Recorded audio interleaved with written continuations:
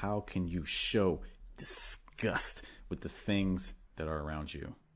Welcome back to Forward. We're going to be taking a look today again at techniques for showing disgust with your face, with your voice, with your body, and these are going to be tools to help you become a little bit more expressive the next time that you need to talk. As always, we're going to be using a haiku as a baseline, focused around also a specific sound. Let's take a look at what our poem is for today. Sticky and full of sugar, the cookbook. Sticky and full of sugar, the cookbook. The sound we're going to be taking a look at is this sound, like in the word book. It sounds a little bit different than like an sound, and it sounds a little bit different than an sound. This sound is like in book or good or should. It may help to have the back of your tongue a little high and the front of your tongue down. You can also straighten your lips. Let's just do some of those words really quick to help prepare us. So again, like good, book, cook. All right, so now that we've looked at a couple of example words, let's talk about a couple of techniques that are going to help us convey disgust. Okay, so a lot of times when people look disgusted, just from a facial and body language standpoint, some things that they may do, and this is across different cultures, by the way, it's one of the core emotions, disgust. What you're going to see people generally do is you're going to see them like furrow their eyebrows a little bit, and they're going to kind of like twist their jaw, or kind of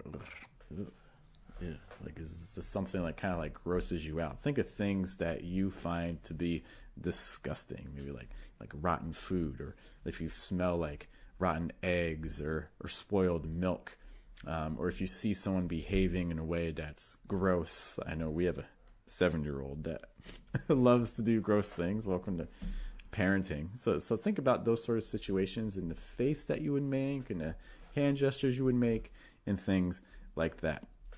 Some vocal techniques that I think are going to be pretty common with disgust as well. I think we're going to see a lot of relatively harsh sounds. When we say harsh, another way you can think about it is like firm.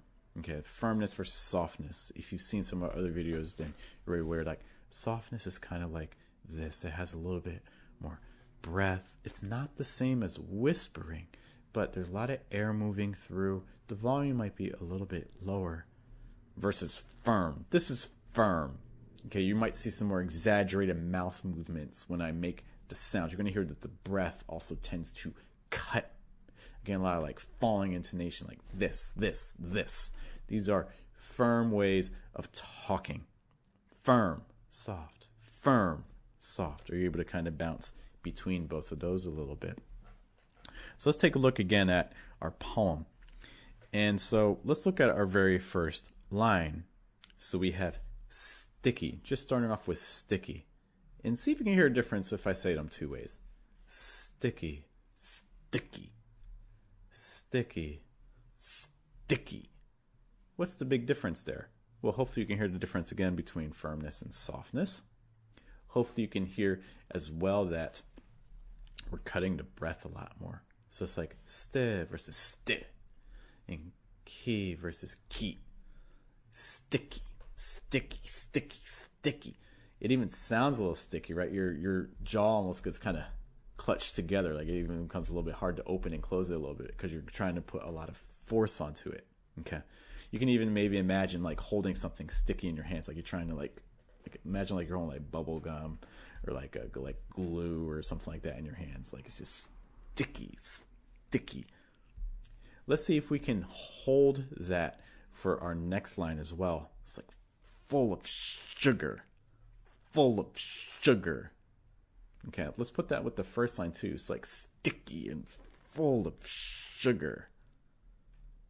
Notice one of the things that we're doing is we're really kind of, at the start of each word, we're taking our time pronouncing it. We're going real slow. We're not saying sticky and full of sugar. It's too soft. Everything's just kind of gliding. We're trying not to glide. We're trying to chop up sticky and full of sugar. And then we can take that to our final line with the cookbook. It's like the cookbook. Okay.